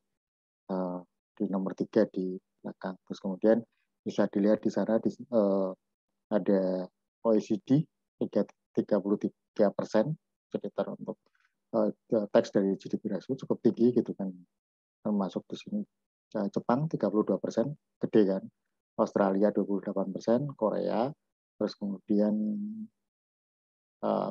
Filipina 18%, Thailand 17%, Singapura 13%, Malaysia 12%, ASEAN gitu ya, ASEAN. Kemudian Thailand di atas, Vietnam di sana, Filipina, Thailand, Vietnam, Thailand, kemudian Singapura, Malaysia itu lebih tinggi dibandingkan Indonesia. Dari sini kita bisa sedikit artikan gitu ya, bahwa pajak kita, pendapatan pajak kita potensinya masih ada untuk ditingkatkan. Toh rasa-rasanya masih lebih kecil dibandingkan dengan tingkat pajak di beberapa negara. ya kan, bisa dipikirkan. Tetapi ketika akan meningkatkan pajak, itu mungkin ada beberapa hal yang mesti diperhatikan. Ya, diperhatikan kita sih. Tapi make sense bahwa potensi pajak kita masih bisa ditingkatkan karena taksasinya masih lebih kecil dibandingkan dengan beberapa negara. Oke, itu yang pertama. Yang kedua, kita bisa lihat ya di data yang kedua, komposisi tadi yang saya bilang, pajak individu dengan pajak korporasi. Beda banget itu kan. Beda banget komposisinya. Di beberapa negara itu pajak individunya cukup tinggi dibandingkan dengan pajak korporasi. Nah, itu apakah pengaruh dari tadi CV yang di Indonesia sebagai pajak badan, tetapi di beberapa negara itu merupakan digabungkan dengan penghasilan pribadinya, nah itu juga. Tapi pajak korporasi di Indonesia cukup tinggi dibandingkan dengan pajak yang individual tax ya, dibandingkan individual tax. Bisa lihat di yang sales tax atau value added tax itu relatif hampir sama itu dengan beberapa negara yang lain. Terus data berikutnya, sorry bacain data aja. Menurut ini OECD kan ya, negara-negara mungkin apa namanya yang udah maju gitu ya, itu beranggapan, aku kadang-kadang biar beranggapan bahwa yang lebih mungkin juga faktanya kayak gitu, yang lebih berpengaruh terhadap perekonomian itu pajak terhadap korporasi. Jadi ketika mengenakan pajak terhadap korporasi itu dampaknya lebih dibandingkan dengan mengenakan pajak pada individu. Yang lebih sedikit lagi adalah, saya masih ragu yang consumption, tapi mungkin ya benar, tapi saya masih ragu. Terus terang masih ragu untuk yang consumption tax. Property tax ini lebih sedikit. Terus ini aja. Rutin aja, mulai bahasnya mungkin sedikit scramble gitu ya. Scramble. Ini korporasi. Terus tadi agensi problem memaksimalkan kekayaan pemilik terkait dengan perpajakan tadi sudah ya. Bahwa ketika diagresif manajemen untuk bonusnya dari keuntungan diagresif terhadap pajak, ada resiko untuk diperiksa. Nah, ini beberapa contoh yang mungkin terkait dengan agensi problem. Mobil dinas 2 miliar. Mungkin penting, mungkin juga tidak. Saya jadi ingat kisah waktu dulu itu bahas hutang. Bahas hutang Indonesia dulu ada konsultan untuk sekelompok negara yang tergabung dengan di suatu lembaga yang dimotori oleh Belanda, karena Belanda waktu itu menjajah Indonesia lama, itu memberikan bantuan kepada Indonesia. Nah, kan dibahas kan bantuan syaratnya apa dan sebagainya. Terus kemudian pada saat itu kan negosiasi itu perwakilan Indonesia bawanya mobil mewah gitu. Ini perwakilan negara-negara itu lainnya bawanya kayak mobil yang lebih tidak mewah, lebih tidak mewah. Artinya kadang itu juga pas, kadang mungkin juga tidak pas. Pasnya gini, suatu saat saya pernah punya teman itu mau nagih honor untuk honor untuk pembuatan laporan keuangan, bantuin bikin laporan keuangan, nanti dikasih honor. Pada saat itu dia punyanya cuman Honda Beat lah, Honda Beat. Terus gini, aku minjem mogenya dong pada teman yang lain. Arab Rendi. Ini mau nagih untuk honor untuk bikin laporan keuangan. Lo kok nggak pakai Hondamu, motormu aja, tapi zaman dulu sih bukan Beat. Motormu aja. Enggak, nanti kalau saya pakai Beat, honornya saya dikecil. Kalau saya pakai moge kan mau dikasih kecil jadi ragu. Mungkin juga ketika berhutang dengan penampilan yang cukup meyakinkan bahwa nanti utangnya kebayar, mungkin ternyata pas, mungkin Pas sama enggak pas? Ini juga mungkin sama. Apakah efisien? Mungkin juga tidak. Nah, lanjutin. Ya, ini package problem. Terus kemudian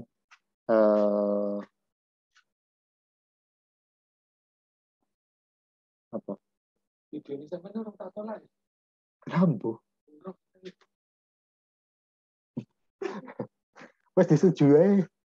Disetujui. Wis apa-apa. Ini perusahaan di awal itu ya, perusahaan di awal. Mungkin sampean ini kan agak scramble, sorry saya yang ngurutin untuk ini. Pernah dengar untuk perusahaan yang tin capital gitu kan? Ya, tin capital. Capitalnya itu kecil atau tipis gitu. Tin sedikit.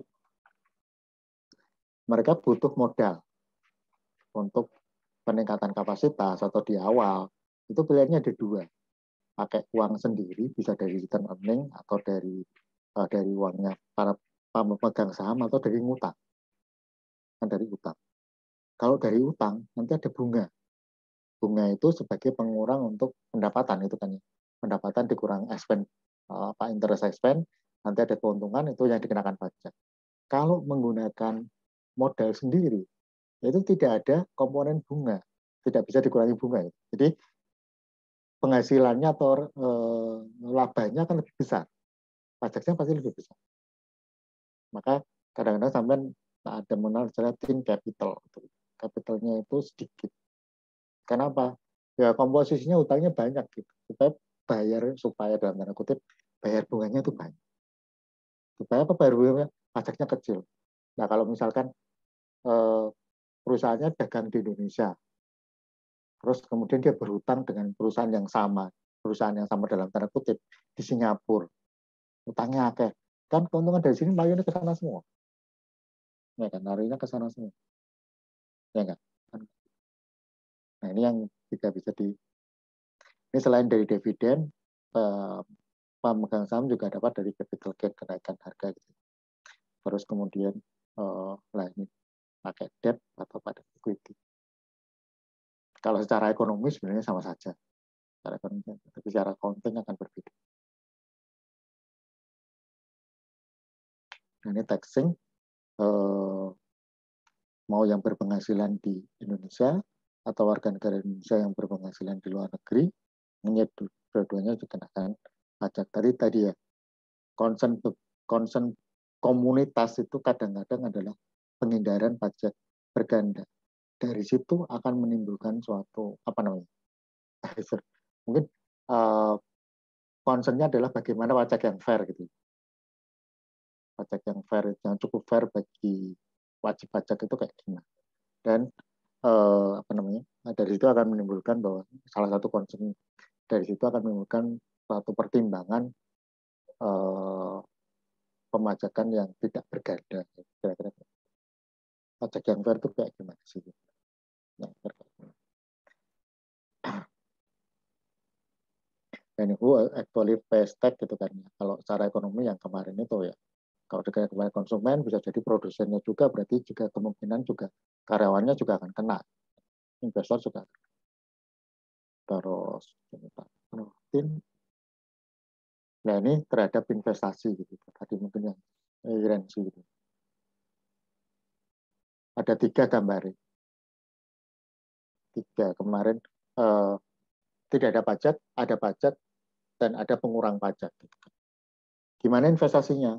Teorinya adalah ya kalau tidak ada pajak tinggi, kalau tidak ada pajak tinggi, kalau ada pajak ya lebih berkurang dari itu. Kalau ada pengurang pajak ya akan lebih tinggi daripada ketika ada pajak, tetapi akan lebih rendah dibandingkan dengan waktu tidak ada pajak sama sekali. Nggak perlu ini kan, grafiknya lupakan, ya, kira-kira kayak gitu. Kalau grafik ini mungkin yang di dalam buku-buku ekonomi sampean akan sering menemukan marginal cost sama marginal benefit, ya kan? Akan sering menemukan itu. Marginal cost, marginal benefit, marginal revenue. Bahwa titik keseimbangannya akan di pertemuan titik potong antara marginal cost dan marginal benefit atau marginal revenue. Kenapa begitu? Ada yang masih ingat?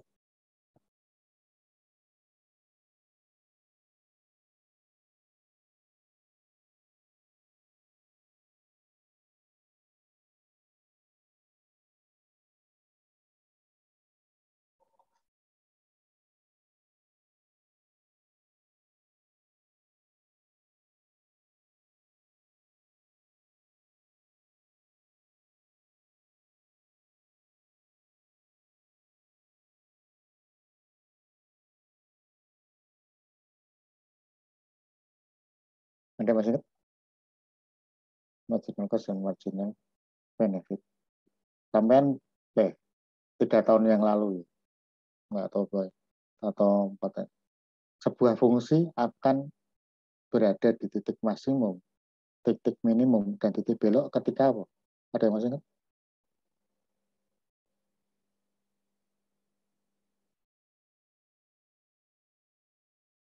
Ayo. Chan, Freddy, Sebastian, Bimo, tidak. Sebuah fungsi akan berada di titik minimum, titik maksimum, titik belok ketika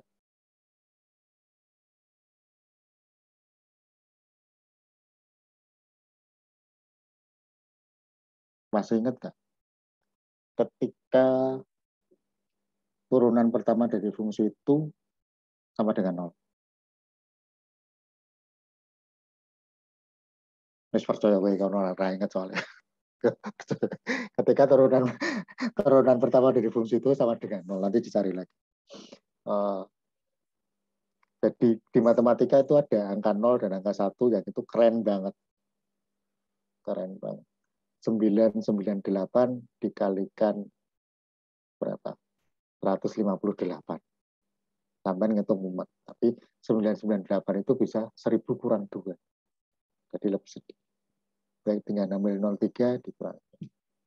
Itu lebih simpel. Angka 1 dan angka 0. Terus yang tadi ya, bahwa sebuah fungsi akan mencapai titik maksimum, titik minimum ketika turunan pertamanya sama dengan 0. Maka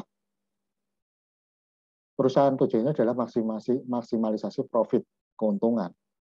Di keuntungan itu adalah pendapatan dikurang dengan biaya gitu kan ya.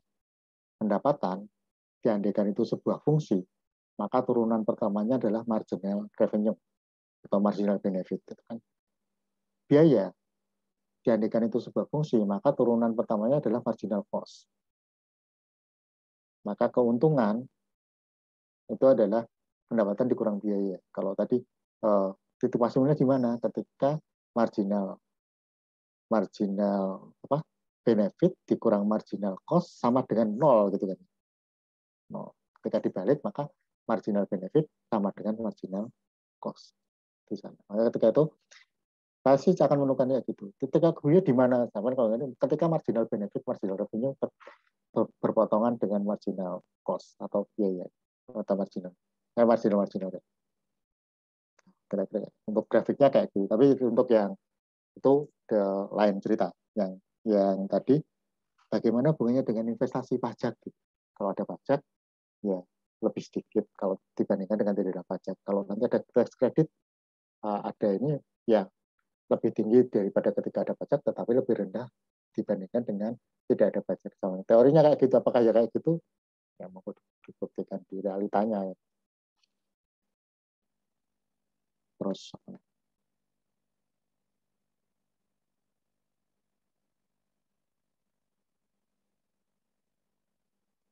di 1221 to tax incentive work. Sebenarnya apakah tax incentive 3 ada yang lebih meningkatkan bekerjanya, ada yang lebih nyantai, ada yang tidak ngaruh. Tiga itu sebagian akan meningkatkan waktu kerjanya, sebagian akan menurunkan waktu kerjanya, sebagian ya nggak terpengaruh kayak gitu. Kira-kira. Anything else? Ini yang kira-kira Ini aja. Oke, ruang guru cari. Kompas Red menelusuri pemilik saham ruang guru. 99% itu perusahaannya tuh dilihat.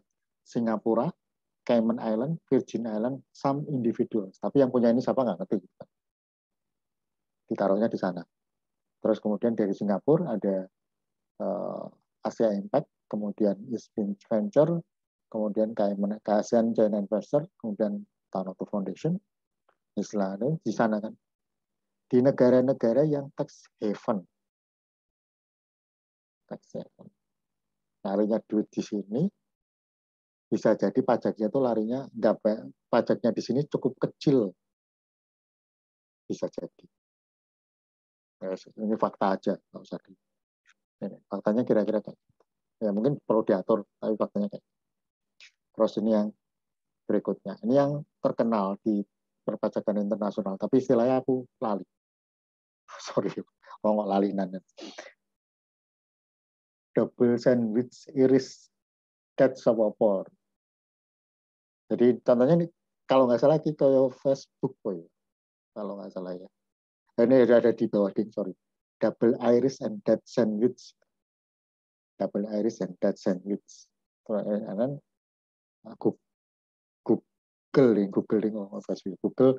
Google stop using this game 2020. Oke, headquarternya di Amerika, kemudian dia transfer untuk ini produknya ditransfer di Bermuda, ya Bermuda yang tax haven perusahaannya di sana, terus kemudian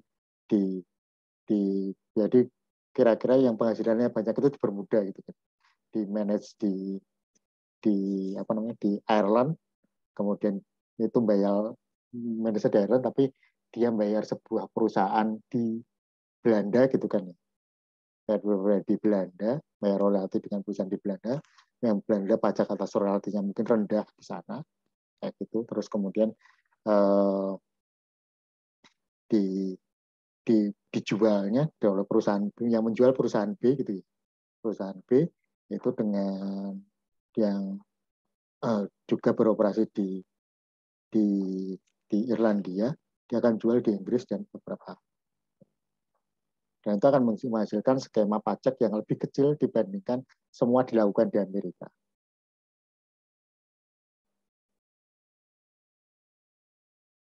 Walaupun mungkin perusahaan H, perusahaan A, dan B, dan S itu mungkin orangnya juga di Amerika.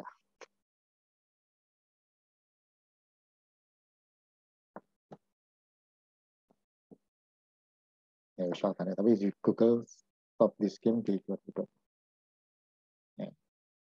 Ini tax haven di Amerika, Sordaketo. Tadi saya coba cari petanya apa sih ini. Ternyata ini nggak ada kota yang terkenal. Saya yang nggak terkenal, masih kira-kira gitu. Sordaketo. Di situ yang dekat, yang saya tahu cuman Lembah Sungai Syok, tempat Indian dulu. Karena saya baca novel kalian. Kira-kira demikian. Monggo kalau ada yang didiskusikan mungkin satu atau dua pertanyaan. Aku izin mungkin mengakhiri 12.35.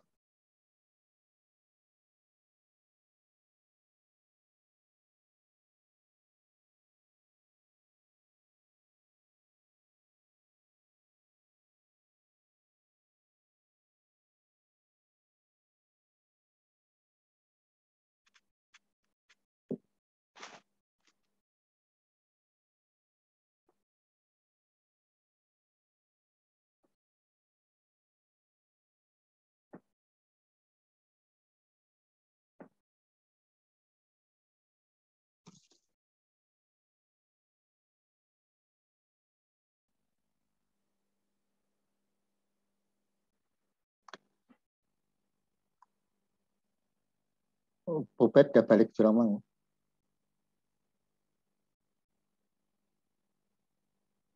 Bobet udah balik Jeramang.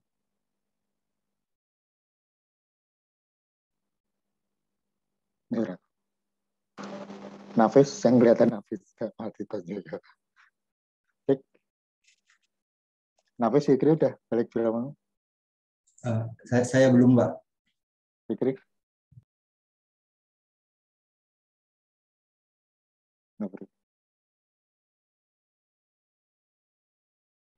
Fikri udah balik sudah mau.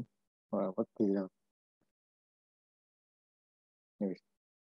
Oh, ada yang di ini disampaikan.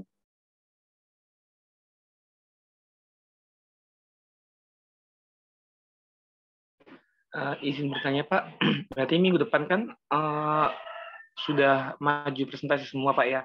Jadi apakah masih ada presentasi lagi atau seperti apa Pak? Enggak, udah masih semua ya. Salah ngitung aku berarti. Iya, udah presentasi Pak. Udah presentasi semua. Enggak berarti. Jadi besok langsung aja. Oke, baik Pak.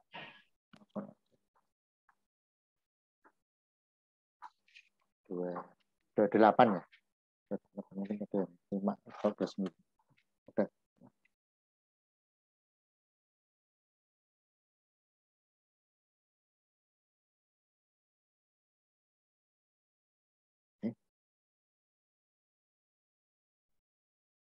Kalau enggak, mungkin saya cukupkan pertemuan kali ini. Tetap jaga kesehatan ya, jaga kesehatan. Selamat balik ke Juramanggu bagi yang sudah balik ke sini, dinikmati di dekat kampus, tapi air mancurnya kayaknya masih nggak bisa mancur. Terus yang kemudian teman-teman yang masih di tempat masing-masing di ini aja nggak tahu mesti balik kapan, tapi kayaknya rasa-rasanya ujian harus ke sini gitu. Demikian untuk pertemuan kali ini. Saya kira assalamualaikum warahmatullahi wabarakatuh. Waalaikumsalam warahmatullahi wabarakatuh. Terima kasih, Pak.